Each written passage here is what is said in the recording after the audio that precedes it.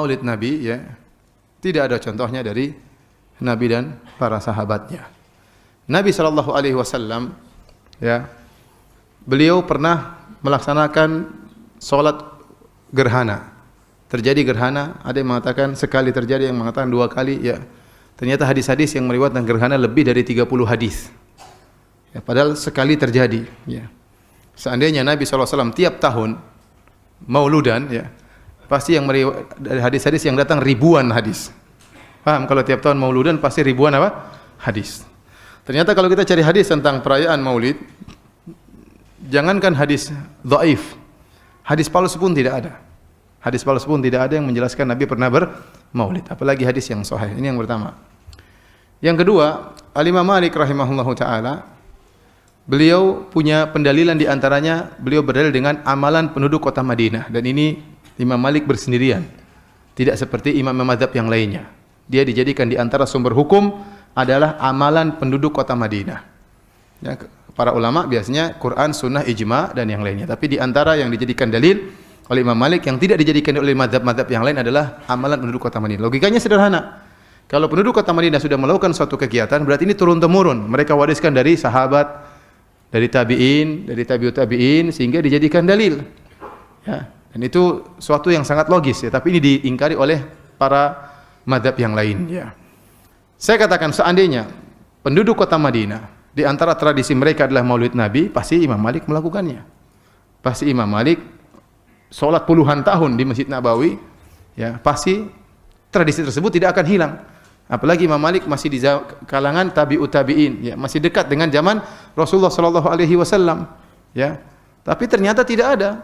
Berarti Maulid Nabi bukan tradisi penduduk kota Madinah. Kalau itu tradisi penduduk kota Madinah, tentunya sudah ya diriwayatkan dalam buku-buku hadis, dalam kitab Muwatta'nya Imam Malik disebutkan para sahabat dulu demikian.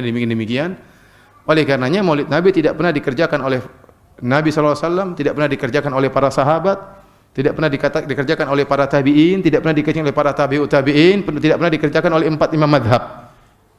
Jadi dahulu tidak ada Maulid Nabi sallallahu alaihi wasallam, ya. Saya tanya sama antum, ya. Zaman Nabi sallallahu alaihi wasallam, zaman para sahabat, agama sudah sempurna atau belum? Tanpa Maulid sudah sempurna? Ya sudah, selesai.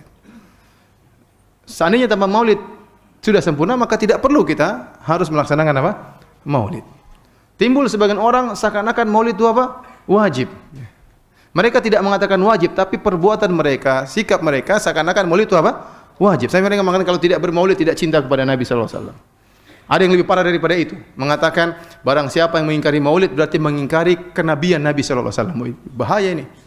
Berarti kalau mengingkari Maulid kafir dong, mengingkari kenabian Nabi apa? Kafir. Sampai ada yang berkata seperti itu, berlebihan. Kita katakan bagaimana di zaman Nabi bukan sunnah, sekarang bisa jadi wajib. Bagaimana zaman Nabi para sahabat tidak dilakukan, sekarang kok sekarang menjadi apa? Wajib. Kok bisa demikian? Ya, apa kita tidak? Bagaimana pertanggungjawaban di hadapan Allah Subhanahu wa taala? Kalau Anda mengatakan boleh, dianjurkan, itu masih mending. Tapi kalau mengatakan sampai wajib, ini bahaya ya. Bahaya ya. Baik. Berikutnya, sebagaimana kita membantah bid'ah-bid'ah yang lain, kita katakan Maulid kebaikan atau bukan? Kalau mereka bilang kebaikan, kita bilang kebaikan ini Nabi tahu atau tidak? Abu Bakar tahu atau tidak? Umar tahu atau tidak? Sahabat tahu atau tidak? Tinggal 2 jawaban, tahu atau tidak. Kalau mereka bilang Nabi para sahabat tidak tahu ini kebaikan, bahaya. Aneh, ente tahu, Nabi tidak tahu, bahaya. Berarti mereka menyandarkan kejahilan kepada Nabi dan para sahabat. Mereka akan mengatakan Nabi tahu. Ya. Kalau Nabi tahu, Nabi meninggalkannya. Bagaimana Nabi meninggalkan kebaikan? Para sahabat yang begitu semangat melakukan kebaikan, kebaikan itu ditinggalkan oleh mereka.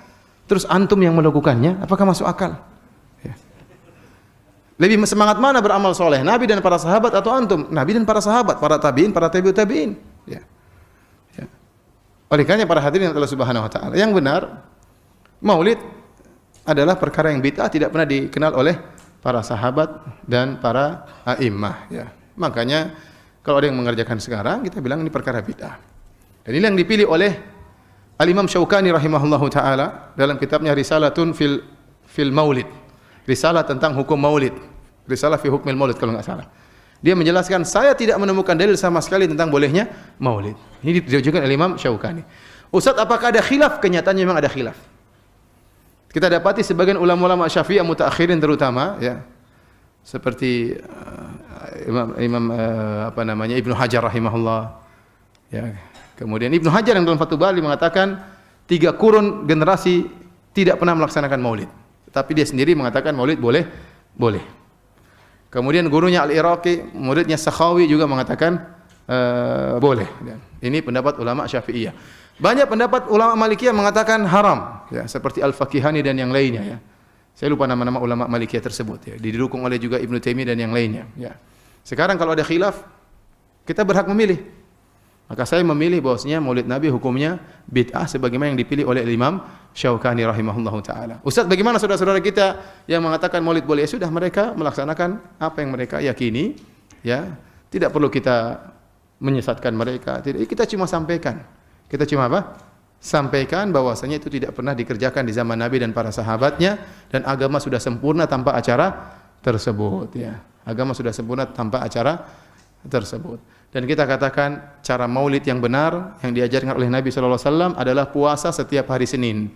Dalam Sahih Muslim, Rasulullah SAW ditanya, wa su'ila an siyami yaumil itsnain. Nabi ditanya tentang puasa hari Senin. Maka Nabi mengatakan, dzaka yaumun wulidtu fihi. Itu adalah hari di mana aku dilahirkan. Jadi Nabi mengagungkan hari kelahirannya. Tetapi cara pengagungannya dengan apa? Dengan berpuasa setiap hari Senin, setiap pekan. Saya ingatkan para ikhwan, tidak perlu kita ributkan masalah ini. Kalau ada yang mengatakan maulid sunnah, ya sudahlah, biarin mereka lakukan. Ya, kita katakan tidak sunnah, karena sunnah adalah hukum fikih. Ya, kalau bilang sunnah, mana dalilnya? Ya. Bagaimana Anda mengatakan sunnah sementara tidak pernah dikerjakan oleh Nabi dan para sahabatnya? Apalagi sampai pada derajat wajib. Ya, dari mana dalilnya? Ya, saya tidak berani mengatakan demikian. Karena mereka sampai saya mengatakan, mereka mungkin tidak mengatakan wajib, tapi pernyataan mereka seakan-akan hukumnya wajib. Mereka mengatakan kalau tidak bermaulid tidak cinta kepada Nabi. Itu berarti kan apa? Berarti seakan-akan wajib. Tapi para sahabat yang tidak bermaulid, apakah mereka tidak cinta kepada Nabi sallallahu alaihi wasallam? Mereka sangat cinta kepada Nabi. Namun mereka mengungkapkan cinta tidak seperti dengan apa yang mereka tidak mengungkapkan cinta dengan perkara yang tidak diajarkan oleh Nabi.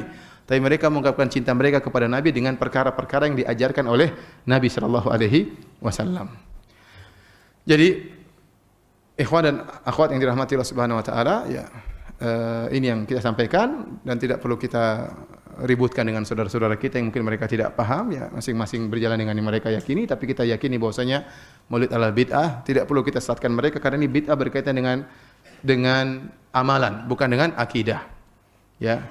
Tetapi satu perkara yang diingatkan oleh Al-Imam Syaukani rahimahullahu taala yang menjadikan perkara maulid semakin parah tatkala mereka meyakini Nabi hadir dalam acara maulid. Ini lebih parah lagi. Ini tidak boleh. Karena ini ada menyinggung-nyinggung tentang akidah. Meyakini Nabi rohnya hadir, ya, dalam acara-acara maulid, ya. Jadi kalau acara maulid di satu dunia ini ada 1000 acara maulid, Nabi hadir semua, ya. Ya, repot seperti itu, ya. Ya, ini keyakinan perlu dalil dan kita tidak boleh berbicara tanpa dalil. Kita cinta kepada Nabi, kita mengagungkan Nabi, tapi tidak boleh berlebih-lebihan.